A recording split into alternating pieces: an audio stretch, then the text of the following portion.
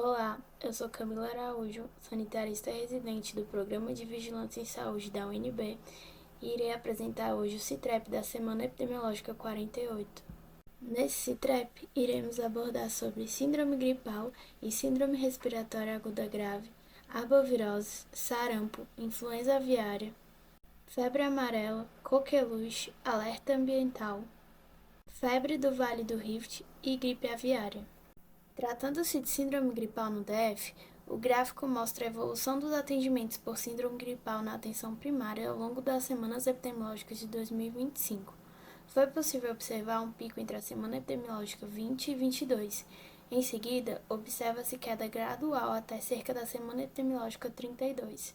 Entre as semanas epidemiológicas 33 e 38, ocorre um novo aumento, porém de menor intensidade, seguido novamente por declínio contínuo até o final do ano. O gráfico mostra que, ao longo de 2025, o rinovírus foi o principal agente entre os casos de síndrome gripal no DF. No início do ano, semana epidemiológica 4 a 12, destacou-se a maior circulação de VSR. Entre as semanas epidemiológicas 14 e 28, houve um aumento marcante de influenza A, AH3 e H1N1-PDM09, seguido da queda e retorno do predomínio do rinovírus. O SARS-CoV-2 teve circulação intermitente, com pequenas elevações entre as semanas epidemiológicas 30 a 38. Adenovírus e metapneumovírus apresentaram detecções irregulares. Na semana epidemiológica 45, foram identificados apenas rinovírus, metapneumovírus e adenovírus. Nas 5 semanas analisadas, influenza A não subtipada foi o vírus mais frequente, especialmente nas semanas epidemiológicas 41 a 43, com queda nas semanas epidemiológicas 44 e 45. O rinovírus também teve participação relevante, variando entre as semanas e chegando a predominar em alguma delas. SARS-CoV-2 apareceu de forma moderada nas semanas epidemiológicas 41 a 43 e depois reduziu.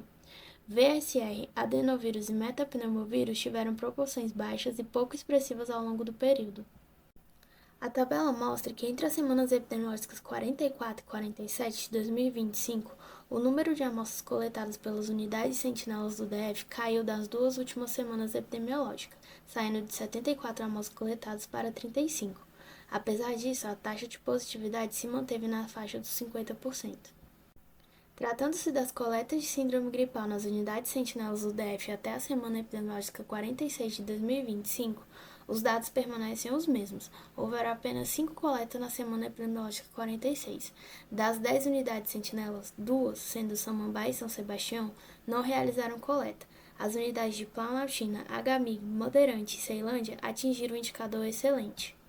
Na presente atualização, observa-se que uma das 27 unidades federativas apresenta tendência de esrague, incidência em nível de alto risco, e uma apresenta risco, últimas 6 semanas, com sinal de crescimento na tendência de longo prazo, últimas 6 semanas.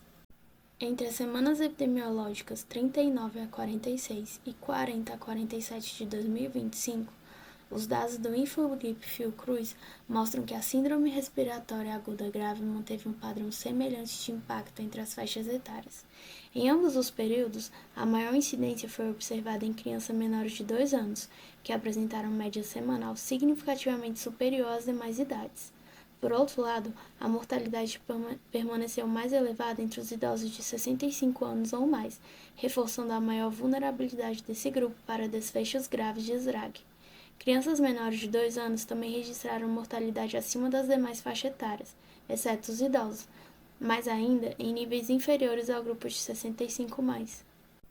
Entre as semanas epidemiológicas 43 e 46, foram confirmados 3.484 casos de vírus respiratórios. O rinovírus permaneceu como o mais frequente, 34%, seguido pela influenza, 24%, e pelo SARS-CoV-2, 13%. No período, foram registrados 114 óbitos. Entre as semanas epidemiológicas 44 e 47, foram confirmados 3.050 casos. A distribuição dos vírus manteve padrão semelhante: rinovírus 33%, influenza 25% e SARS-CoV-2 13%. Foram registrados 109 óbitos no período, dos quais 35% estavam relacionados ao SARS-CoV-2, 34% à influenza e 11% ao rinovírus. O cenário da dengue no Brasil na transição para a semana epidemiológica 44 a 47 de 2025 é marcado por uma intensificação da incidência, com a maioria dos estados líderes registrando um aumento expressivo em seus coeficientes de casos prováveis. O Acre manteve a liderança, mas viu seu coeficiente de incidência disparar para 50,9 por 100 mil habitantes, consolidando-se como o estado com a maior taxa. O Espírito Santo também demonstrou um recrudescimento da atividade viral, atingindo o coeficiente de 42,4, seguido por Goiás, 40,5 e Paraná, 39,1. Este aumento generalizado nos coeficientes indica que o patamar de circulação viral está em um nível mais elevado do que na semana anterior, semana epidemiológica 43 a 46, com todos os estados listados apresentando taxas de incidência que superam o antigo líder da semana passada. Geograficamente, o mapa de incidência reforça a persistência do adensamento das áreas de alerta, especialmente na região Sudeste e Sul, com o Paraná e Espírito Santo destacando-se pela concentração de municípios com as maiores taxas de incidência, e o Acre mantendo a gravidade da situação na região Norte. A conjuntura exige vigilância ativa e intensificação das ações de controle de vetores e assistência à saúde para mitigar a expansão da epidemia. A análise da incidência de dengue na região centro-oeste para as semanas epidemiológicas 44 a 47 de 2025 confirma a consolidação da fase epidêmica com destaque para a alta carga viral e ampla dispersão da doença. O Mato Grosso do Sul configura-se como o estado mais crítico em termos de intensidade, apresentando uma forte concentração de municípios na faixa de 200 a 300 e acima de 300 casos por 100 mil habitantes, principalmente em sua região central. Em Goiás, a tendência é de expansão geográfica acentuada e difusa, com o risco se espalhando de forma mais homogênea, levando um grande número de municípios para as faixas de incidência intermediária e alta. Já no Mato Grosso, a alta incidência se mostra mais focalizada, concentrando-se em áreas do norte e centro-oeste, enquanto o restante do estado apresenta um quadro de menor gravidade. De forma geral, o período revela a persistência de focos de alta intensidade em Mato Grosso do Sul e ampla dispersão da transmissão em Goiás e Mato Grosso, reforçando a urgência na intensificação das medidas de controle vetorial e assistência médica em toda a região centro-oeste. O monitoramento da dengue no Distrito Federal até a semana epidemiológica 47 de 2025 revela a persistência de um cenário de transmissão viral elevada, embora com uma tendência de queda em relação ao pico sazonal atingido em torno da semana epidemiológica 39 e 40. Após o ápice, a curva de casos estimados manteve-se em um patamar alto, e na semana epidemiológica 47, o sistema estimou 261 casos de dengue, indicando que, apesar da desaceleração, o volume de ocorrências semanais ainda está em um nível de alerta significativo. Contudo, o ponto mais crítico e preocupante é a subnotificação acentuada na semana mais recente, pois até o fechamento dessa semana foram notificados apenas 91 casos, o que representa somente cerca de 35% do valor estimado. Essa disparidade massiva de 170 casos não registrados evidencia um atraso significativo e grave na inserção dos dados no sistema de vigilância. Tal falha compromete a capacidade de resposta tempestiva da saúde pública, pois as ações são dimensionadas com base em um número de casos que subestima drasticamente a realidade da transmissão de dengue no Distrito Federal. A análise do boletim de arbovirose referente às semanas epidemiológicas 44 a 47 de 2025 sobre a chikungunya no Brasil indica um cenário de incidência concentrada e intensa em algumas unidades federadas. O total de casos prováveis notificados no país nesse período foi de 3.017. O ranking de incidência por 100 mil habitantes é liderado de forma desproporcional pelo Mato Grosso do Sul, que registra uma taxa de 23,5, totalizando 683 casos. Esse valor é significativamente superior ao do segundo colocado, o Mato Grosso, que apresenta uma incidência de 6,7, com 256 casos. O Rio Grande do Norte com 5,2 e Alagoas com 3,3 completam a lista de estados destacados. O padrão geográfico, ilustrado no mapa, reforça a gravidade da situação do Mato Grosso do Sul, que funciona como um foco principal e altamente ativo da doença no país. Os coeficientes elevados nos estados listados, em especial no Mato Grosso do Sul, sinalizam uma transmissão viral sustentada que exige atenção e medidas de controle vetorial rigorosas para evitar a disseminação e um aumento ainda maior da doença no próximo ciclo sazonal. O panorama da febre Europush no Brasil, atualizado até a semana epidemiológica 47 de 2025, confirma a ampla circulação e a gravidade da doença, com um total acumulado de 11.986 casos confirmados, 5 óbitos confirmados, além de 2 em investigação. A distribuição dos casos demonstra que o principal epicentro está na região sudeste, sendo o Espírito Santo o estado mais afetado, com 6.325 casos, seguido pelo Rio de Janeiro, com 3.503 casos. Minas Gerais e Paraíba também apresentaram números significativos, 1.367 e 647 casos respectivamente, reforçando que a transmissão da Europush está amplamente dispersa e não se restringe mais à área de ocorrência histórica. O mapa ilustra que a concentração de detecção no Sudeste, indicando que a vigilância e as medidas de controle devem ser intensificadas nessas áreas para mitigar o impacto da doença e reduzir o risco de óbitos. O cenário da febre amarela no Brasil, até novembro de 2025, semana epidemiológica 48, aponta para uma situação de alto alerta de letalidade, apesar do número moderado de casos confirmados. O país registrou um total de 119 casos confirmados em humanos e 118 casos confirmados em primatas não humanos, indicando circulação viral intensa na natureza, que serve como sentinela para a doença. O ponto mais crítico é a elevada taxa de letalidade de 39,5%, com 47 óbitos em humanos confirmados no período. A maior parte da atividade viral concentra-se no estado de São Paulo, que é o foco principal da doença e onde se localizam os municípios com maior número de ocorrência e letalidade. Municípios como Joanópolis, Caçapava, Nazaré Paulista e Brotas exibem letalidades extremamente altas, variando de 20% a 75%.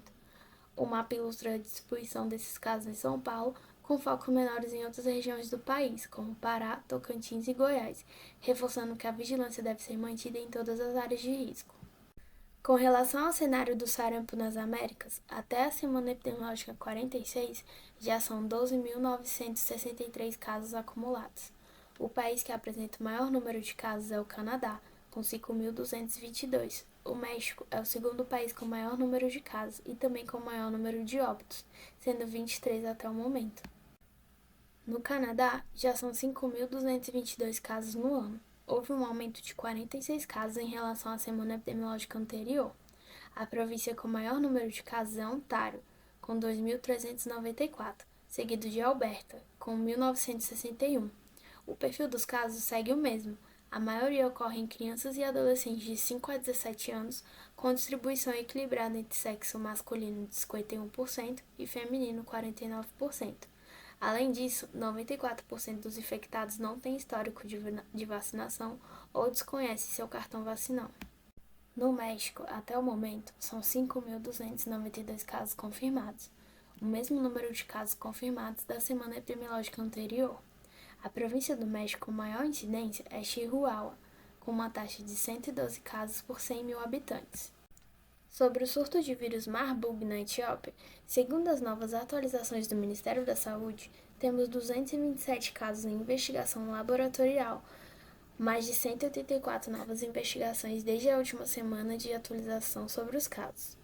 Foram confirmados mais 4 casos essa semana e mais 4 óbitos.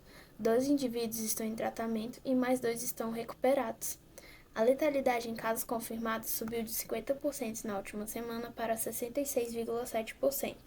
Segundo a mídia, 2 óbitos foram de profissionais de saúde e temos pelo menos mais 3 casos prováveis aguardando confirmação laboratorial. Tratando-se da situação de coqueluche no Peru, os números não param de crescer. Já são 3.846 casos acumulados em 2025. O departamento com maior número de casos permanece sendo Loreto, com 2.890 casos, que acumula também o maior número de óbitos, taxa de incidência e de mortalidade. Com relação à situação de coqueluche no México, até a semana epidemiológica 45 de 2025, são 1.543 casos confirmados. Na semana epidemiológica 46, foram 8 casos suspeitos. As províncias que apresentaram o maior número de casos continuam sendo Chihuahua, Cidade do México e Novo León. Segundo a última atualização epidemiológica, 17 de novembro, foram confirmados 486 casos de febre do Vale do Rift, com 9.371 casos suspeitos e 46 óbitos, resultando em uma letalidade de aproximadamente 9,5% entre os casos confirmados. A transmissão para humanos ocorre principalmente por meio da picada do mosquito de vetores, notadamente dos gêneros Aedes culex e Anopheles, previamente infectados ao se alimentarem de animais reservatórios como ovinos e bovinos, especialmente em áreas de pastoreio. O surto atual está associado ao aumento do volume de chuvas na região, o que favorece a proliferação vetorial e amplia o risco de transmissão. A vacinação animal é uma estratégia fundamental para a contenção da febre do Vale do Rift, especialmente em áreas endêmicas ou com histórico de circulação viral. Países como a África do Sul, que já notificaram casos em animais, têm intensificado suas campanhas de vacinação como medidas preventivas para evitar a amplificação do surto e a disseminação entre rebanhos e seres humanos. Sobre o óbito por cepa nova de influenza aviária em humanos, o risco segue considerado baixo e não temos mais atualizações na semana epidemiológica 48. O CIEVS, em 27 de novembro de 2025, alertou para um caso de raiva humana no Amapá. A vítima, pescador de 24 anos, foi mordido na cabeça por um primata não humano durante trabalho no Parque Nacional do Cabo Orange, Oiapoque, Amapá, e não recebeu profilaxia. Os sintomas iniciaram em 10 de novembro e evoluíram com hidrofobia, agitação e disfagia. A confirmação por RT-PCR, feita pelo Instituto Pasteur de São Paulo, identificou a variante AGV3, típica de morcegos hematófagos, Desmos rondus e Artibeus, SPP. Outro trabalhador envolvido, ferido por arranhadura, recebeu profilaxia e não adoeceu. Autoridades seguem em investigação e vigilância. Desde outubro de 2025, o CIEVS Nacional monitora 2 surtos de histoplasmose em hospitais. O primeiro, em Vitória, Espírito Santo, foi identificado em 19 de outubro, após trabalhadores apresentarem sintomas respiratórios. Até 19 de novembro, foram registrados 305 casos suspeitos, com 41 prováveis e 252 em investigação, predominando trabalhadores do sexo feminino entre 20 e 39 anos. A confirmação de histoplasma capsulatum foi feita em 3 de novembro. O segundo surto foi em Niterói, Rio de Janeiro. Foi notificado em 20 de novembro. O primeiro caso surgiu em julho e, após intensificação da vigilância, foram identificados 14 casos confirmados e 6 prováveis. A investigação apontou áreas com fezes de pombo e operações de limpeza que podem ter dispersado os poros, explicando as 2 ondas de adoecimento, julho e outubro. IMET publica aviso iniciado em 28 de novembro às 10 horas, chuva entre 30 e 60, 50 e 100 milímetros, ventos intensos de 60 a 100 km, risco de corte de energia elétrica, queda de galhos de árvores, alagamentos e descargas elétricas. As regiões afetadas foram Norte, Nordeste e Centro-Oeste. A previsão mostra que o IQA em Brasília deve permanecer entre os níveis N1, bom, e N2, moderado, ao longo dos próximos dias. Há pequenas oscilações, com o pico chegando próximo ao limite da categoria moderada, mas sem indicação de avanço para níveis ruins.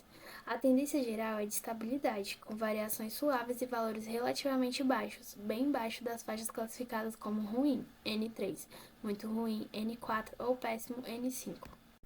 A cidade de Luiz Alves, no Vale do Itajaí, foi completamente alagada. A região foi atingida por chuvas intensas entre domingo, 23, e segunda-feira, 24 de novembro. Segundo a Defesa Civil, em apenas 3 horas, choveu o equivalente ao acumulado previsto para uma semana no município. O município registrou o maior volume de chuva em Santa Catarina no período de 24 horas, entre 18 horas de domingo e 18 horas da segunda-feira. Foram 180,2 milímetros, segundo a Defesa Civil. Esse CITREP foi elaborado por Clara Feitosa, Fernanda Pinheiro, Iana Lins, João Vitor, Camila Araújo e Márcio Luiz, e foi revisado por Jonas Bran e Luísa Souza. Obrigada por acompanharem até aqui e até a próxima semana epidemiológica.